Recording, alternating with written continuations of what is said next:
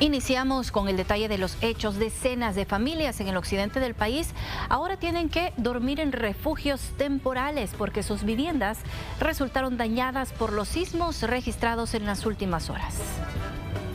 No hace las cosas bien hechas, vi que ahí estaban los niños, mire, se acababan de ir para abajo ahí, mire, mis nietos, no habían quedado enterrados, pues.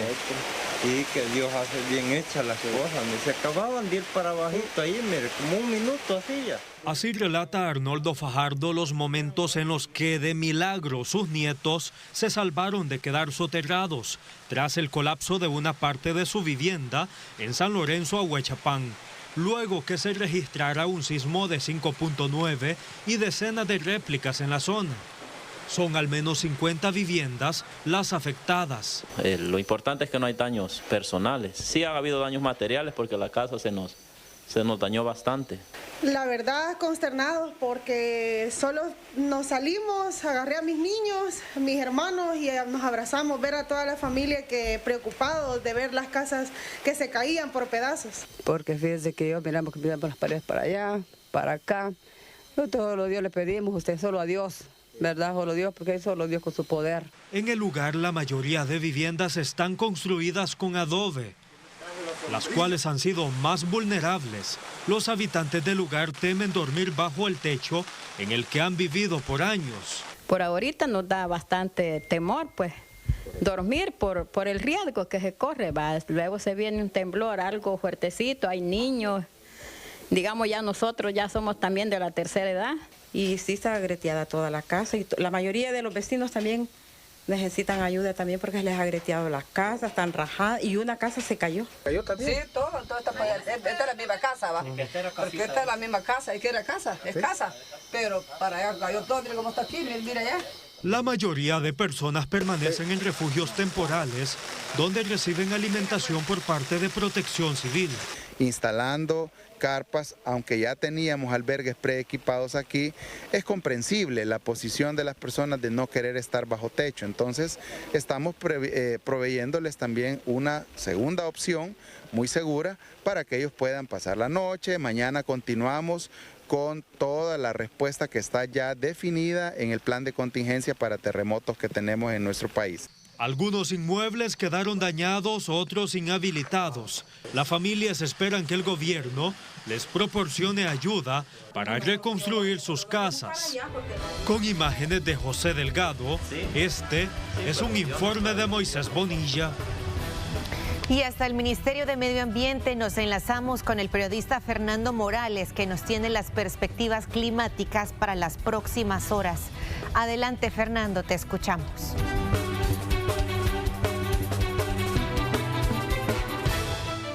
Ya son más de 300 los sismos registrados en el distrito de San Lorenzo, Ahuachapán, luego de que Guatemala fuera sacudida por un temblor de 5.8 de magnitud, justamente en el municipio de Jutiapa, muy fronterizo a nuestro país. Sismólogos han explicado lo que está ocurriendo, por qué está temblando tanto en el occidente de El Salvador. Eso se debe a la activación de fallas geológicas. Escuchemos más detalles. En el distrito de San Lorenzo lo que está ocurriendo es la activación de fallas locales, que se tuvimos un evento principal, un sismo magnitud 5.9. Este sismo genera una gran cantidad de energía. Esta energía se transmite a otras fallas más pequeñas o si bien es la misma falla. Esta transferencia de energía hace que las fallas se reactiven, tiendan a moverse un poco más de lo normal gracias a este sismo, magnitud 5.9 que tuvimos. Las fallas locales tienden a ser pequeñas y tienden a generar sismos de menor magnitud que los sismos de subducción, como es el caso de Rusia, que ese es un sismo de subducción.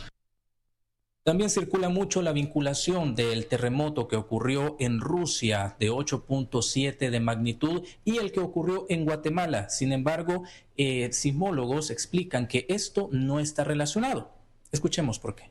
Estos sismos grandes que ocurren en Rusia y el de Guatemala no tienen relación directa con el sismo que hemos tenido nosotros. Realmente el cinturón de fuego siempre está activo, siempre nos está generando sismos grandes, sismos pequeños, algunos no los sentimos, pero siempre nos está generando sismos a lo largo de toda la costa, específicamente la costa salvadoreña, de Guatemala, México. ¿Pero qué podría ocurrir en las próximas horas? Escuchemos. La situación en sismología es completamente impredecible, aunque siguiendo las tendencias históricas, podemos inferir un poco en que la actividad sísmica va a ir disminuyendo. No sabemos por cuánto tiempo, pero sí tiende a disminuir.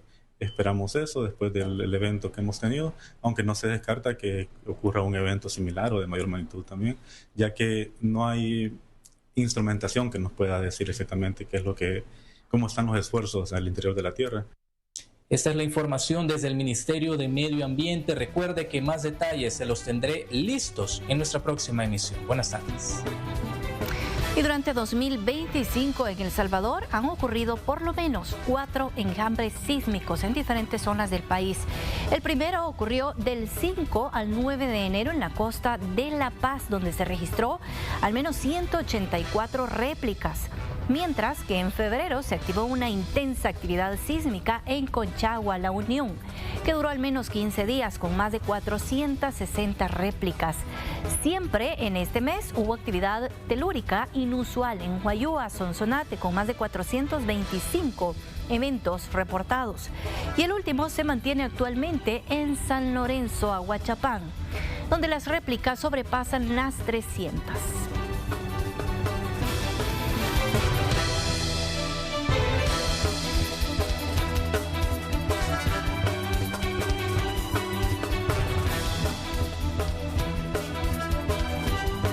Cambiamos de tema, les comentamos que un motociclista identificado como Juan Alberto Godínez, de 39 años, murió tras ser embestido por un vehículo particular.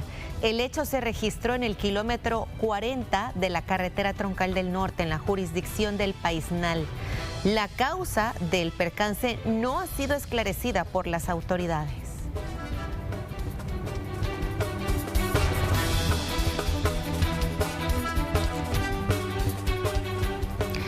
Y Víctor Ayala fue detenido por el delito de conducción peligrosa tras dar positivo a una prueba de alcotest con 135 grados de alcohol. Debido al estado de embriaguez con el que manejaba, chocó contra un poste del tendido eléctrico cerca de la comunidad El Coro, en el Boulevard Venezuela de San Salvador.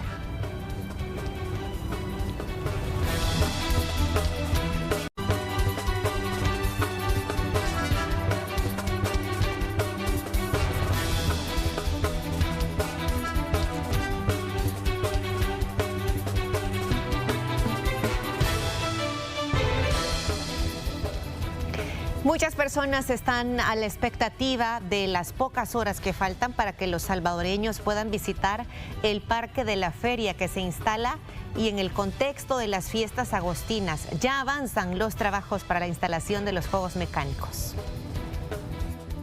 A pocas horas que se abra al público Cibarland, el montaje de los juegos mecánicos, circos, tarimas y más está a punto de ser concluido. La municipalidad proyecta recibir a más de 1 millón de personas en el campo de la feria. Las estimaciones del Ministerio de Turismo son que nuestro complejo Cibarland del 1 al 6 de agosto recibirá más de 1.100.000 visitantes. Nosotros consideramos que van a ser muchos más que esos. Entre las novedades que tendrán para este año es una zona Uber que busca facilitar que las personas lleguen al lugar o que puedan retirarse sin hacer mucha espera. Que puedan tomar el Uber desde sus casas y venir y buscarlo y abordarlo en una zona específica, y de esa manera evitamos la complejidad de dónde dejar el vehículo estacionado, de cómo transportarnos. Así que hemos también dispuesto ese convenio con Uber para facilitar también el acceso a este complejo. Además, se habilitará parqueos en espacios públicos del sector para que las personas no tengan complicaciones al momento de llegar en vehículo. Instan a denunciar a quienes cobran por apartar parqueos en la vía pública. El estacionamiento del Parque El Talapo, que se encuentra ubicado aquí a un costado del complejo de Cibarland, así como también el estacionamiento de las canchas de la Chapupo Rodríguez, el centro de convivencia que está ubicado en la entrada de la colonia de San Francisco, puedan estar de forma gratuita disponibles para las personas que quieran venir en sus vehículos. Hasta el momento solo está cerrada la calle Los Viveros desde el Boulevard Altamira. La otra semana podrían restringir otras arterias aledañas. Este es un informe de Moisés Bonilla. Y el Ministerio de Trabajo desplegará 700 colaboradores para garantizar el cumplimiento de asuetos durante las vacaciones agostinas. Las empresas que no ejecuten la disposición serán sancionadas. Las empresas que incumplan los días de asueto establecidos durante las festividades de agosto se les aplicarán sanciones administrativas. Para el sector privado, en el distrito de San Salvador, los días de descanso serán el 3, 5 y 6 de agosto, mientras que a nivel nacional se mantiene el 6 como feriado.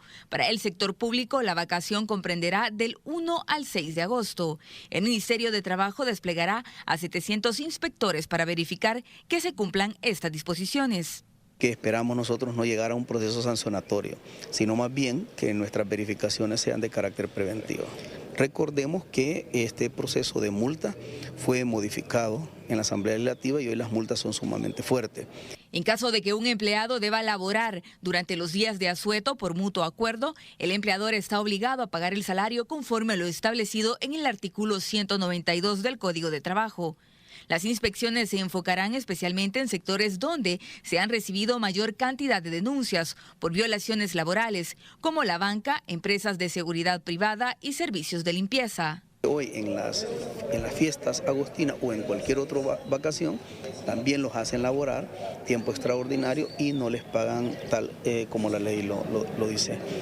Este sector vamos a poner un poco más la mirada en ello y luego en una reinspección garantizar que a esa persona se le pagó el doble tal como corresponde.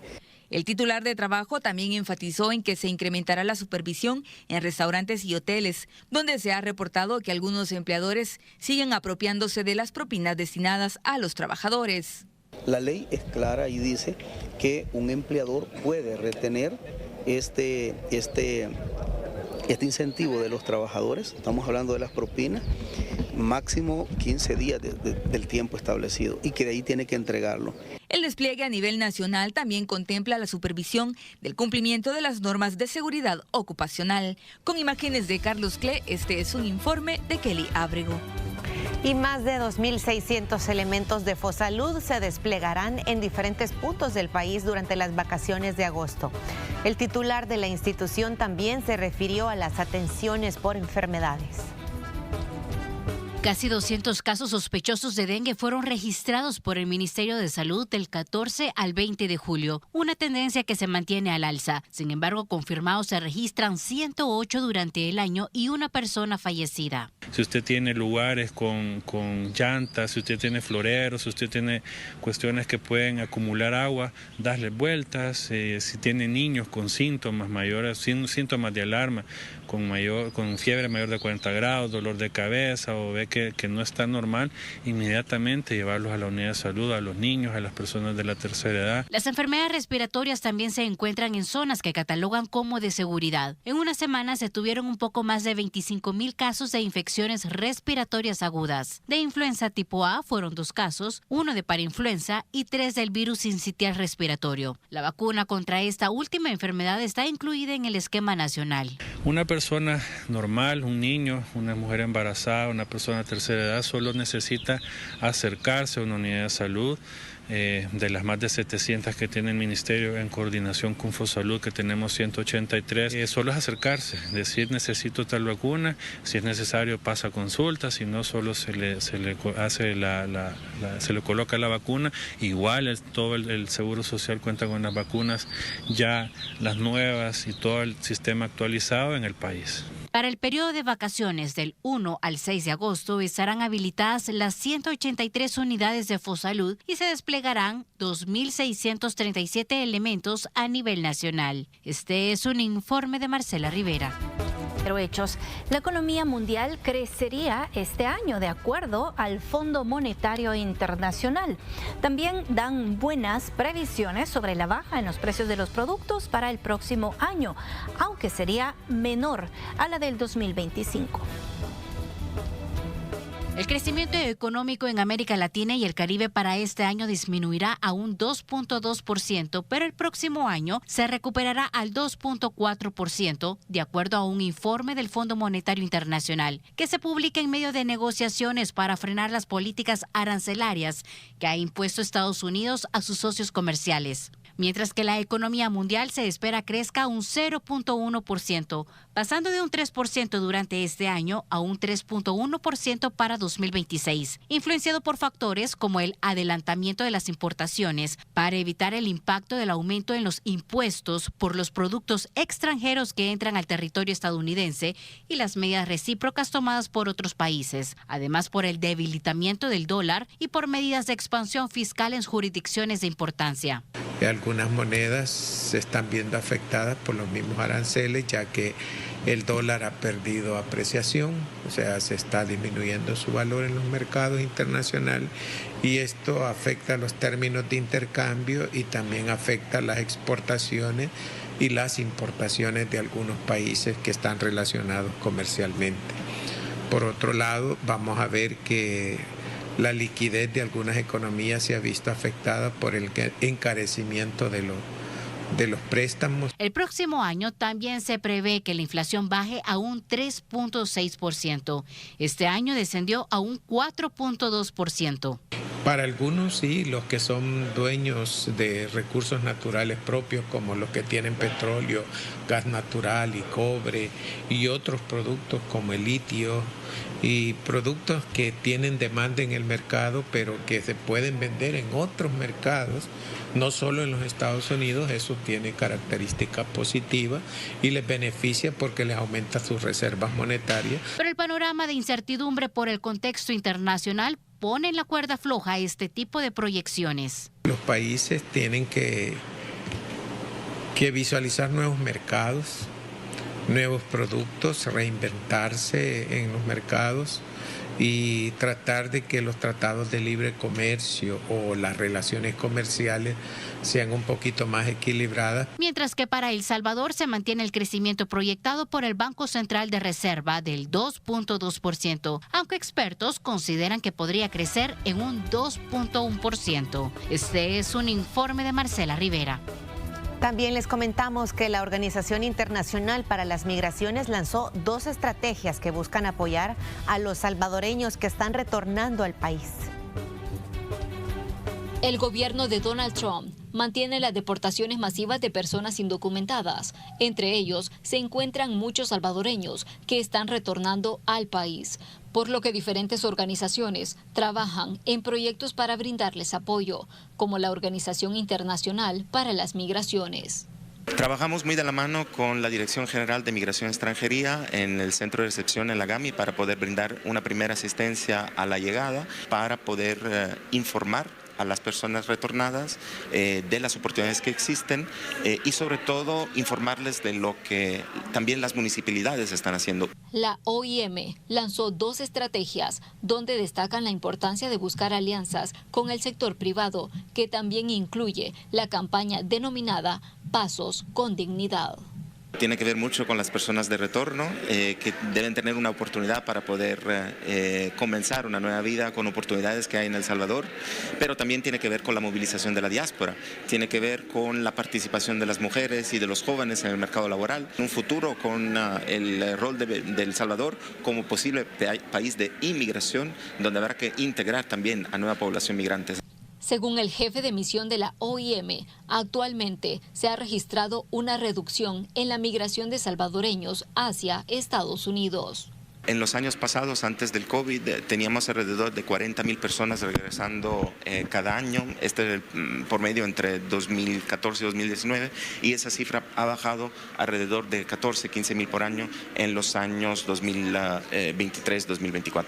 Agrega que apostarle a la migración circular con programas de trabajo es clave para evitar que las personas salgan del país de forma irregular, exponiéndose a ser víctimas de trata de personas u otros delitos. La migración laboral, no solo hacia el norte, incluso también hacia otros países en la región. Como IEM, por ejemplo, estamos apoyando esfuerzos de migración laboral circular con Costa Rica y hay otras oportunidades. Entonces, este tipo de migración genera una situación gana-gana. La estrategia de la OIM incluye 10 ejes prioritarios de acción, entre los que destacan empleabilidad, inversión social y apoyo a la reintegración sostenible. Con imágenes de Juan Castellanos, un reporte de Iliana Leiva para Noticiero Hechos. Continuamos con más información. Ahora les comentamos que ya se instaló el juicio contra 3 ecuatorianos por el delito de tráfico ilícito de drogas. El cargamento está valorado en varios millones de dólares. 3 ecuatorianos transportaban 1.000 paquetes de cocaína cuando fueron interceptados por la Marina Nacional a 805 millas náuticas al sur de La Bocana, El Cordoncillo. La carga está valorada en más de 25 millones de dólares. Por este motivo, se ha iniciado un proceso judicial contra los extranjeros por el delito de tráfico ilícito de drogas. Ubicaron una embarcación sospechosa a esa distancia y encontraron unos bultos sospechosos. En razón de ellos, trasladaron estos bultos con la embarcación sospechosa el día 14 de junio al puerto La Concordia, aquí en El Salvador, y se realizó el procesamiento de esos bultos, resultando 1.000 paquetes rectangulares de cocaína clorhidrato. La Fiscalía General de la República señaló que hay suficientes evidencias contra los imputados para que puedan ser condenados. Teniendo la representación fiscal, prueba documental, prueba testimonial y de igual manera prueba pericial que viene a corroborar que los procesados pues en efecto tenían el dominio y el control de esos paquetes, de nombre Luis Alberto Pérez Pérez, José Vicente Moreira Ceballo y Honorio Javier López Reyes.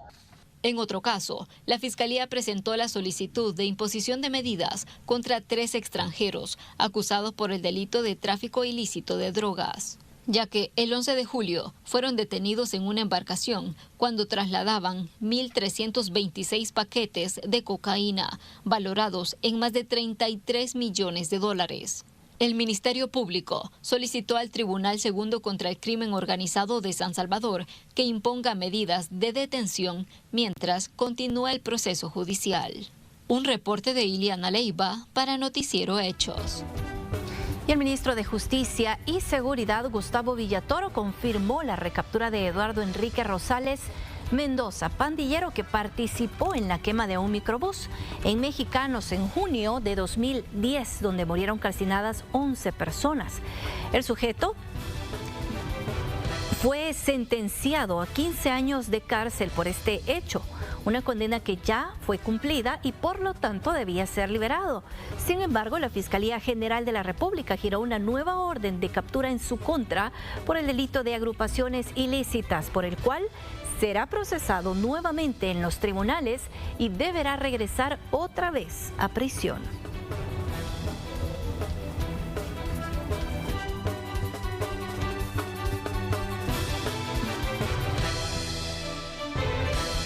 Vamos a una de las secciones que busca profundizar en ciertos temas que también son de mucho interés para los salvadoreños.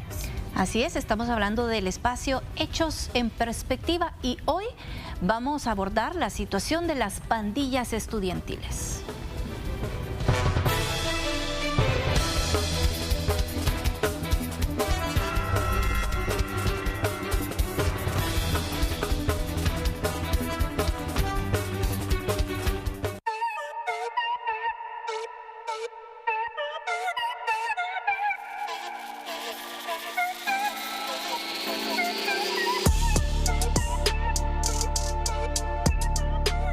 Pandillas estudiantiles o maras estudiantiles, como se les conocía, básicamente practicaban una violencia común, una violencia urbana. Por varias razones. Una es la ideología de juventud, la otra es por la ideología de la defensa y puede surgir incluso solo por la ideología de pertenecer a un instituto, que eso es defender los colores institucionales. El caos aparece delante de la ausencia de reglas. Dentro de las aulas se formaban diferentes uniones, al inicio con fines académicos y deportivos, con un sentido de pertenencia para los jóvenes estudiantes que en los años 40 y 50 vivían bajo una combinación de autoritarismo político, fuerte desigualdad social y cambios lentos en lo económico y cultural. Y el otro, Freud lo llamó el instinto tanático. Es el instinto agresivo, pero es el instinto de la competencia. En medio de esos dos instintos el ser humano va. Y los niños, cuando dejan de ser niños y se convierten en adolescentes, empiezan a tener un proceso de adaptabilidad al medio externo.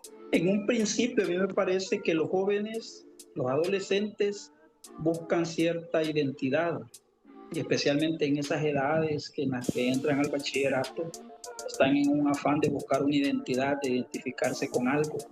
Los colegios privados como el Externado San José, el Liceo Salvadoreño, el Colegio García Flamenco y el Instituto El Salvador, en busca de la excelencia deportiva, fueron los primeros en protagonizar las riñas en los años 40, cuando no se conformaban con las decisiones de los árbitros. Esto según el estudio de la Facultad Latinoamericana de Ciencias Sociales Flaxo.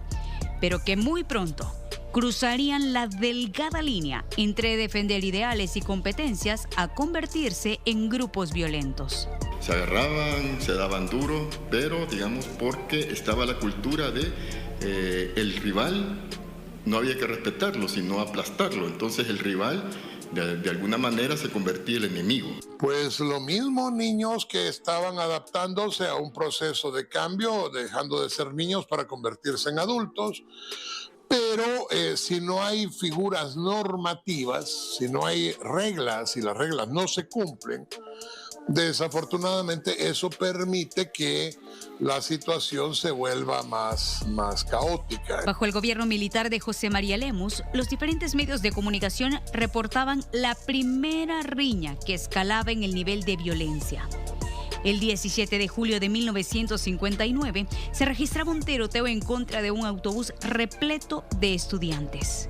Lo habría desatado un encuentro de básquetbol entre el Externado San José y el Instituto El Salvador. Los inconformes tomaron las armas y dispararon contra quienes se colocaban en el liderato deportivo. Y aunque en el hecho nadie resultó lesionado, marcaba un antes y un después en la evolución de estos grupos de jóvenes. Contrario a lo que muchos pensarían, ningún gobierno militar que actuaba con represión entre 1960 y 1970 fue capaz de frenar estas riñas, que dejaron de ser incidentes aislados para volverse un patrón recurrente en los alrededores de los perímetros escolares, donde la Policía Nacional incluso intervenía como medida disuasoria. Que muchas de estas rivalidades deportivas decantaron luego en rivalidades sin sentido, porque eran rivalidades a partir de batallas campales y de pleitos por demostrar que las iniciales de mi institución son mejores que las iniciales de tu institución, y te lo voy a demostrar a partir de una acción violenta. Los colegios privados de forma paulatina desaparecieron de los escenarios violentos. El último, el Externado San José, que en 1978 se retiró de todos los campeonatos colegiales. Entonces, porque allá se hicieron más grandes y vinieron a ver una explosión de las maras, y en las escuelas bilingües de San Salvador, de las clases altas, no pasó eso. Mientras unos se apartaron, otros encontraron terreno fértil. 4 institutos públicos tomaron protagonismo en esa dinámica violenta sin extremos como el de 1959. El Instituto Nacional Francisco Menéndez Inframen, el Instituto Técnico Industrial INTI, la Escuela Nacional de Comercio, el Instituto Nacional de Comercio ENCO y el Instituto Nacional de Antiguo Cuscatlán INAC. Que ese proceso de inducción en las instituciones públicas caló más hondo. ¿Por qué razón? Porque la vulnerabilidad de los jóvenes que asistían a los espacios, a los centros educativos públicos, hacía que la violencia fuera más permanente, más constante, y como se encontraban en espacios más continuamente, entonces ese tipo de violencia fue la que comenzó a escalar a niveles de ya cometer homicidio. Un estudio de la Facultad Latinoamericana de Ciencias Sociales Flaxo, que contó con el apoyo técnico del Ministerio de Educación, la Secretaría de la Juventud, el Fondo de Naciones Unidas para la Infancia y la ICO de los Países Bajos, con última edición en 2007, detalla el 15 de mayo de 1982 como el mítico origen de las rivalidades y confrontaciones actuales. Ya para los años 80, la competencia dejó de ser un episodio vinculado a un deporte. Se volvió una rivalidad permanente entre estudiantes académicos, nacionales y técnicos. Las barras estudiantiles pasaron a crear una identidad colectiva que iba más allá de la institución. Símbolos como uniformes, hebillas, pines y nombres distintivos reforzaron la rivalidad. Ocurría que se encontraban en el centro de San Salvador, se perseguían, se quitaban los emblemas. Por ejemplo, se acostumbraba antes, inclusive de los 80, usar cinturones con unas hebillas que identificaban la institución, y ya se tomaba por trofeo arrebatarle a un estudiante de una institución por los de la otra, ¿verdad? Esto ocurrió en los años 80. Pero propiamente hablando son rivalidades. Se habían convertido en estructuras organizadas. De que la señora que vendía pan le guardaba las armas blancas, los cuchillos, los corvos a los jóvenes abajo del canasto de pan. Que el bucero que venía y que traía a los jóvenes, muchas veces algunos habían estudiado allí, se identificaban con ese instituto. Entonces al ver que venían otros del instituto rival, entonces la sinergia de esa violencia que había tenido este muchacho hacía que favoreciera a estos grupos, llevándoles también y trayéndolos y escondiéndoles las armas blancas. Cuando tenemos nosotros el vandalismo como un inicio de delincuencia, la delincuencia se va a dar y luego se va a dar la criminalidad, porque en el orden como debe de ser, la persona primero es delincuente y luego es criminal. En medio del conflicto armado que atravesaba el país y que apenas daba lugar a las autoridades para tomar cartas en el asunto. Es decir, los jóvenes aprendieron a que los adultos resolvían sus diferencias con violencia, entonces la replicaban en cada centro educativo. Otra de las cosas que influyeron era el descuido y abandono del Estado en los territorios. Es decir, el Estado después de la guerra se alejó de las instituciones, de los territorios, las instituciones públicas se centralizaron y entonces no había supervisión ni acompañamiento de estos jóvenes. El primero fue la rendición del Estado en no hacer nada ni de interés para hacer algo por la población. Segundo, el miedo que tenían las autoridades a actuar porque la policía, por ejemplo, no actuaba violentamente, ya que eran procesados como cualquier delincuente y las personas al defenderse todavía sucede que la policía no quiere entender que es una legítima defensa y lo llevan preso. Entonces son fallas de filosofía, de doctrina, de actuación, de protocolos de actuación de la policía, de la fiscalía, porque la fiscalía al estar muy lleno simplemente le dice a usted no puedo o no me corresponde. Porque había una legislación bastante garantista y también porque en un primer momento no parecía que el fenómeno iba a derivar a la situación de violencia que llevó. Compañeros y amigos televidentes, bienvenidos a Acontecer Empresarial. Soy Clarisa Cepeda y a continuación conoceremos todas las noticias del sector. Veamos. El pasado sábado 26 de julio, el barrio Santa Anita vivió una jornada llena de alegría y tradición durante las fiestas patronales Barriada Alegre 2025. Desde las 7 de la mañana, emprendedores se instalaron y dieron inicio a la jornada CIBAR, ofreciendo servicios gratuitos de medicina general, odontología, masajes, cortes de cabello y entrega de plantas. Entre los emprendedores se hizo presente Gaba con sus productos. Nosotros empezamos con productos personalizados, con camisas, tazas, promocionales en general.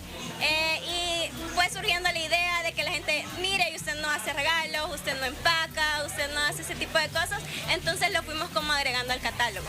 Estamos para servirles, hacemos a domicilios, arreglos, detallitos para la novia, para la mamá, personalizado de tazas, termos, camisetas, estamos para servirles. A las 9, un colorido desfile de apertura recorrió las calles con la banda Bicentenario y carrozas decoradas, seguido por música de marimba y un animado car show en la 15 Avenida Sur. Iniciamos con un desfile del comercio local. Como pueden ver, tenemos a todos nuestros emprendedores. Este año, por segundo año consecutivo, hemos hecho el Paseo Santa Anita. Queremos hacer una versión de Paseo del Carmen aquí en nuestro barrio querido. Y nos acompañó la banda Bicentenario. Agradecemos a la Alcaldía de San Salvador también por apoyarnos con la jornada CIBAR. Niños y adultos disfrutaron de actividades especiales, además de demostraciones del Cuerpo de Bomberos y Cruz Verde. Una verdadera fiesta familiar que llenó de música, tradición y comunidad el corazón de Santa Anita. Super Selectos presentó en exclusiva Alma de Cuarzo, el nuevo vodka 100% salvadoreño elaborado por licorera Cihuatán y filtrado en cristales de cuarzo, lo que le da una textura sedosa y un carácter premium. Esta es la segunda marca desarrollada por la licorera y llega para rendir homenaje al talento y la pasión de manos salvadoreñas. Nos llena de muchísima satisfacción, sobre todo por compartir valores con licorera Cihuatán. Creemos en el trabajo bien hecho y de manos salvadoreñas, porque estamos 100% convencidos que con este tipo de desarrollos no solamente son alianzas comerciales, sino es más allá, es apostar al progreso de nuestro país, al desarrollo de nuestra gente. Es el primer vodka artesanal 100% salvadoreño, destilado de la caña de azúcar, pero cero azúcar. Y tiene un método de filtrado sumamente innovador. Decidimos utilizar un mineral 100% salvadoreño, el cuarzo. La alianza entre Super Selectos y Alma de Cuarzo apuesta por fortalecer la industria nacional, generar empleo y demostrar el potencial de los productos hechos en casa. El vodka ya está disponible en las 117 salas de venta del país, así como en la app y sitio web de Super Selectos. Con estas noticias finalizamos Acontecer Empresarial, pero nos vemos en la próxima con más novedades.